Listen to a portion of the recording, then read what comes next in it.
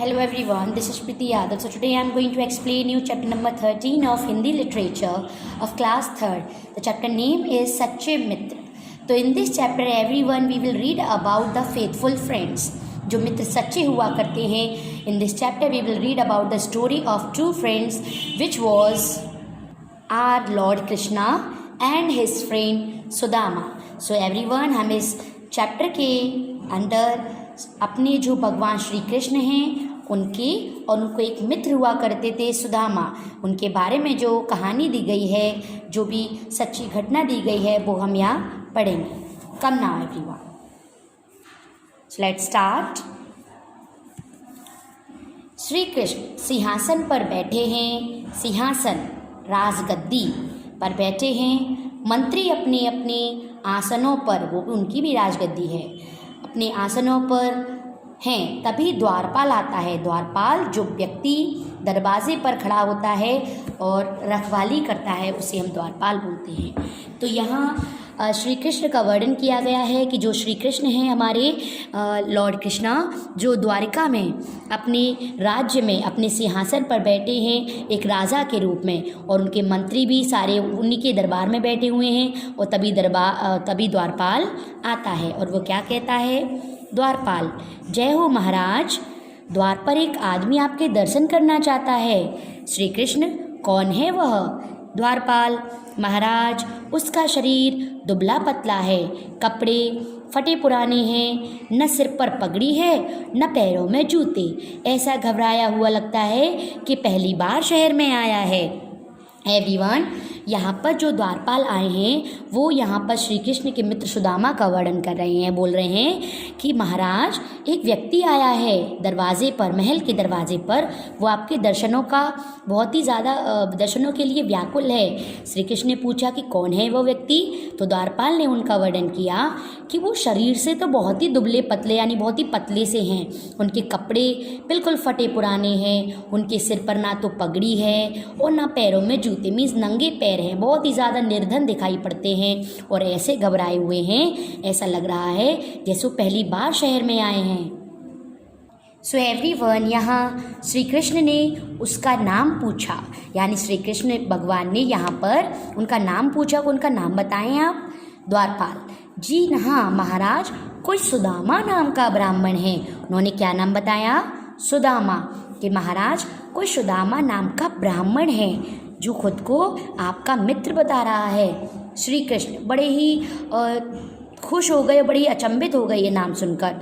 सुदामा, जाओ द्वारपाल, उन्हें अंदर आदर से ले आओ, उन्हें आदर से ले आओ. उन्होंने अपने द्वारपाल को आदेश दिया कि जल्दी जाओ और उन्हें बड़े ही सम्मान और आदर के साथ अंदर ले आओ. द्वारपाल सुदामा को लेकर आता है. श्री कृष्ण सिंहासन से उठते हैं तो सभा में बैठे लोग भी खड़े हो जाते हैं, क्योंकि वो तो राजा थे और जब कोई भी बड़ा व्यक्ति उठता है तो जाहिर सी बात है जो उनके मंत्रीगण हैं वो भी खड़े हो जाएंगे. तो जैसे ही श्री कृष्ण भगवान अपने सिंहासन से उठे, उनको देखकर उनके सारे मंत्री भी अपने आसन से उठ गए. और जैसे ही सुदामा अंदर आए, व्हाट हैपेंड, सी. श्री कृष्ण, आओ मित्र आओ, सुदामा को गले लगा लेते हैं. ऐसा कहकर वो सुदामा को गले लगा लेते हैं. श्री कृष्ण सुदामा श्री कृष्ण को छुड़ाते हुए, मतलब वो बहुत ही थोड़ा विचित्र फील करते हैं और श्री कृष्ण को अपने आप से छुड़ाते हुए बोलते हैं, मित्र, तुम्हारे वस्त्र मैले हो जाएंगे, यानी गंदे हो जाएंगे. जो तुम मुझसे गले मिल रहे हो और तुम्हारे वस्त्र गंदे हो जाएंगे. श्री कृष्ण, तो क्या हुआ, तुमसे मिलकर कितनी शांति मिली है, यानी सुकून, कितनी शांति मिली है. अरे कोई है, अतिथि के लिए जल लाओ, आओ मित्र बैठो. सुदामा को सिंहासन की ओर ले जाते हैं. यहाँ पर एवरीवन, जब उन्हें पता चला, यहाँ पर श्री कृष्ण सुदामा इसलिए श्री कृष्ण से गले नहीं मिलना चाहते थे क्योंकि बोल रहे थे कि तुम तो राजा हो और तुम इतने सुंदर वस्त्र पहने हो और मैं इतने फटे पुराने गंदे से वस्त्र पहना हूँ, और अगर तुम मेरे गले लगोगे तो तुम्हारे कपड़े गंदे हो जाएंगे। श्री कृष्ण ने कहा, अरे तो क्या हुआ, क्योंकि उन्हें वो अपना बहुत अच्छा मित्र मानते थे। तुमसे मिलकर कितना सुकून मिला है मुझे। उन्होंने जैसे ही अपने द्वारपाल अपने दास दासियों को आदेश दिया कि जाओ और मेरे अतिथि के लिए कोई भी जल लेकर आओ, और सिंहासन की ओर सुदामा को ले जा रहे हैं। सुदामा डरते डरते मीन्स वो बोलने लगे बड़े डरते डरते कि ये क्या कर रहे हो, यह द्वारिका का सिंहासन है, द्वारिका का सिंहासन है, इस पर तो कोई राजा ही बैठ सकता है, तुम सिंहासन पर बैठो मित्र, मेरा आसन तो, मतलब उनका कहने का मतलब था कि मैं तो कहीं भी बैठ जाऊंगा, मैं तो यहाँ ज़मीन पर भी बैठ जाऊंगा, लेकिन ये तो सिंहासन है, इस पर तो कोई राजा ही बैठ सकता है। ऐसा करो श्री कृष्ण, आप इस पर बैठो, मैं तो कहीं भी बैठ जाऊंगा, यहाँ ज़मीन पर भी बैठ जाऊंगा। श्री कृष्ण ने क्या कहा, तुम्हारा आसन तो मेरा हृदय है। वो इतना प्रेम करते थे अपने मित्र से, बोलने लगे कि ये तो कुछ नहीं है, ये तो मात्र एक सिंहासन है, लेकिन जो तुम्हारा असली जो स्थान है वो मेरा हृदय है, तुम मेरे हृदय में रहते हो, परंतु अभी इस सिंहासन पर बैठो। और अपने हाथ से सुदामा को सिंहासन पर बैठाते हैं श्री कृष्ण, और अपने हाथों से सुदामा को श्री कृष्ण सिंहासन पर बिठा देते हैं, द्वारिका के सिंहासन पर। श्री कृष्ण, मित्र इतने वर्ष कहाँ रहे, यानी श्री कृष्ण सुदामा से पूछ रहे हैं, मित्र तुम इतने वर्ष कहाँ रहे। सुदामा चुप हैं। श्री कृष्ण उसके पैरों की ओर देखकर चौंकते हैं, यानी बड़े ही परेशान हो जाते हैं, अचंभित हो जाते हैं। जब भी उनसे पूछ रहे थे तो सुदामा तो चुप रह गए, लेकिन जैसे ही उनकी नज़र सुदामा के पैरों पर पड़ी वो बहुत ही ज़्यादा चौंक गए, अचंभित हो गए। वो कहने लगे, तुम्हारे पैरों में तो कांटे चुभे हैं। बिवाइयाँ is that everyone, that is the bottom part of our feet, that it use to be cracked, it is called बिवाइयाँ। जो हमारे पैर के नीचे का जो हिस्सा होता है, तलबा जिसको हम कहते हैं, जब वो क्रैक हो जाता है, फट जाता है, तो हम उसको बिवाइयाँ बोलते हैं। तो उन्होंने कहा कि सुदामा तुम्हारे पैरों में तो कांटे चुभे हुए हैं, बिवाइयों से रक्त यानी खून बह रहा है, लगता है अनेक दिन पैदल चल कर आए हो। उन्हें पता चल गया कि सुदामा कई दिनों से पैदल चल रहे हैं, सिर्फ और सिर्फ मुझसे मिलने के लिए। और फिर वो बोलते हैं, सेवक एक पात्र में जल लेकर आता है, यानी वो बोल रहे थे, उन्होंने अपने सेवक को आदेश दे दिया कि सेवक जाओ और एक बर्तन में पानी यानी जल लेकर के आओ। So everyone now come on next page. Sudama, हाय राम, तुम कैसी बातें कर रहे हो, मुझे तो पैदल चलने की आदत है, मैं तुमसे अपने पैर धुलवाऊं। यानी जब श्री कृष्ण ने अपने दास को आदेश दिया पात्र में पानी लाने के लिए, तो वो बहुत ज़्यादा दुखी थे उनके पैरों की दशा को देख करके, उनके पैरों को धोने बैठ जाते हैं। तो सुदामा यहाँ कहते थे, अरे श्री कृष्ण तुम कैसी बातें कर रहे हो, मुझे तो आदत है, मैं तो पैदल चलता हूँ और मुझे आदत है पैदल चलने की, भला मैं तुमसे अपने पैर कैसे धुलवा सकता हूँ। श्री कृष्ण ने क्या कहा, इसमें क्या बुराई है, मतलब इसमें क्या गलत बात है, तुम मेरे पुराने मित्र हो, आज तो अतिथि भी हो। यानी हमारे भारत देश में जो अतिथि के रूप में हमारे घर आता है उसे भगवान का दर्जा दिया जाता है।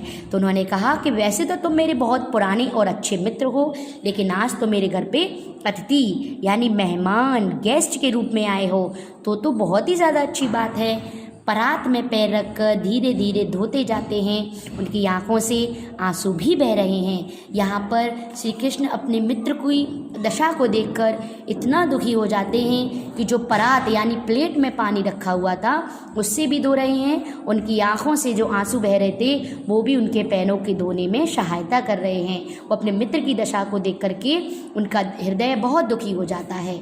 सुदामा सिसकते हुए यानी वो भी रो रहे हैं, तुम धन्य हो मित्र, धनी होकर भी निर्धन मित्र का इतना सम्मान कर रहे हो। यानी यहाँ सुदामा ने कहा, तुम्हारा बहुत बहुत धन्यवाद, मतलब तुम इतनी अच्छी हो कि गरीब मित्र है तुम्हारा, और तुम इतने अमीर हो, तुम एक देश के एक शहर के राजा हो, और फिर भी तुम मुझे मेरा इतना सम्मान कर रहे हो। श्री कृष्ण। अब श्री कृष्ण ने कहा सुदामा के आंसू पोंछते हुए, यानी श्री कृष्ण यहाँ सुदामा के आंसू पोंछते हुए कह रहे हैं मित्रता सबसे बड़ा धन है। तो उन्होंने कहा कि जो हमारी मित्रता होती है, जो दोस्ती होती है, वो हमारा सबसे बड़ी दौलत है, सबसे बड़ा धन होता है। तुम अपने को निर्धन क्यों समझते हो? अच्छा बताओ, भाभी ने मेरे लिए क्या भेजा है? यहाँ पर श्री कृष्ण पूछ रहे हैं कि मित्रता तो सबसे बड़ा धन होती है, तुम क्यों खुद को निर्धन समझते हो? अच्छा ये बताओ, मेरी जो भाभी है यानी सुदामा की पत्नी, उन्होंने मेरे लिए क्या भेजा है? वो पूछ रहे हैं सुदामा से। अब सुदामा बड़े ही शर्म के मारे कुछ भी बता नहीं रहे हैं। बगल में अपने हाथ के साइड से बगल में दबी पोटली को दबाता हुआ, कुछ नहीं, कुछ भी तो नहीं, यानी वो इग्नोर करना चाहते हैं, उस चीज़ को मना करना चाहते हैं कि नहीं नहीं, कुछ नहीं भेजा उन्होंने तुम्हारे लिए, मतलब उस चीज़ को छुपा रहे थे, क्योंकि वो बहुत खुद को निर्धन अभी भी समझ रहे हैं, जबकि वो श्री कृष्ण के समक्ष आ चुके हैं, फिर भी खुद को वो निर्धन समझ रहे हैं। बगल में दबी पोटली को दबाते हुए बोलते हैं नहीं नहीं श्री कृष्ण, तुम्हारे लिए तो कुछ नहीं भेजा, कुछ भी नहीं। तो श्री कृष्ण ऐसा हो ही नहीं सकता, श्री कृष्ण को बड़ा यकीन था, उन्होंने कहा कि नहीं ऐसा हो ही नहीं सकता। अच्छा बगल में क्या दबाया हुआ है? उन्होंने चुपके से देख लिया। उन्होंने कहा अच्छा ये बताओ, ये बगल में क्या दबाया हुआ है तुमने? सुदामा यह तो मत मीन्स वो अभी भी छुपाने की कोशिश कर रहे हैं कि नहीं नहीं यह तो कुछ और है, यह तो कुछ और है, लाइक दैट। सो नाउ अब श्री कृष्ण ने कहा लाओ हम देखते हैं, और बगल से पोटली खींचकर खोलते हैं। देखो हमने कहा था, यानी उन्होंने जो पोटली थी जो सुदामा के पास थी वो उन्होंने खींच ली और कहा देखो हमने कहा था ना।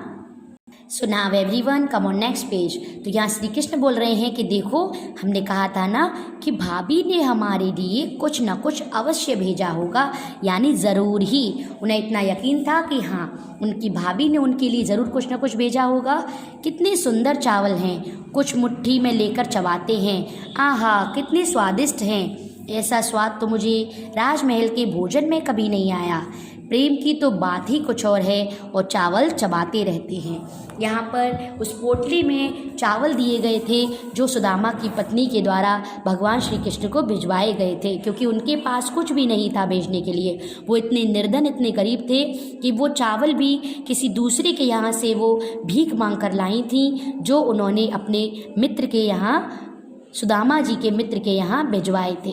तो यहाँ श्री कृष्ण बोल रहे हैं अरे मुझे तो यकीन था कि वो मेरे लिए कुछ ना कुछ ज़रूर भिजवाएंगी, और देखो ये कितने सुंदर चावल भिजवाए हैं उन्होंने, और ऐसा स्वाद तो मुझे जो राजमहल में जो मुझे अन्य प्रकार के पकवान दिए जाते हैं उनमें भी नहीं आता है। उन्होंने कहा कि जो प्रेम से जो चीज़ की जाती है, जिसमें भाव होता है, उसकी बात तो अलग ही होती है, और यहाँ वो चावल को चबाते रहते हैं।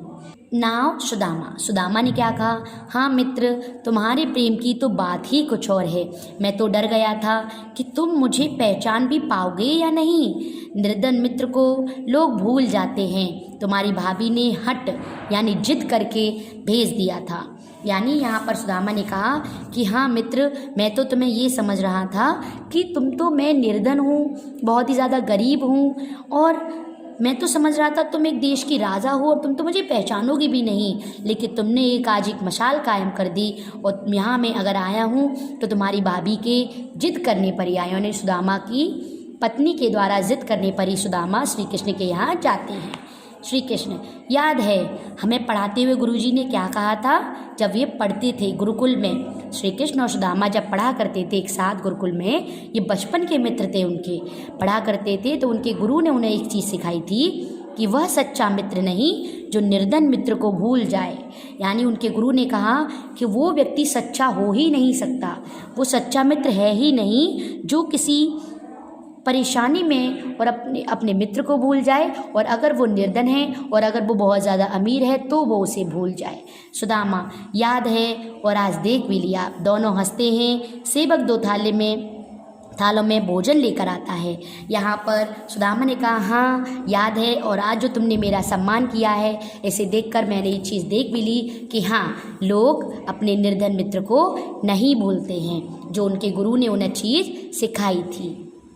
So everyone, now come on next page. अब श्री कृष्ण जब वो उनका जो दास था वो उनके लिए दोनों थालों में यानी प्लेट में खाना लेकर आता है। श्री कृष्ण ने कहा, अच्छा अब बातें बनाना छोड़ो, आओ कुछ भोजन कर लें।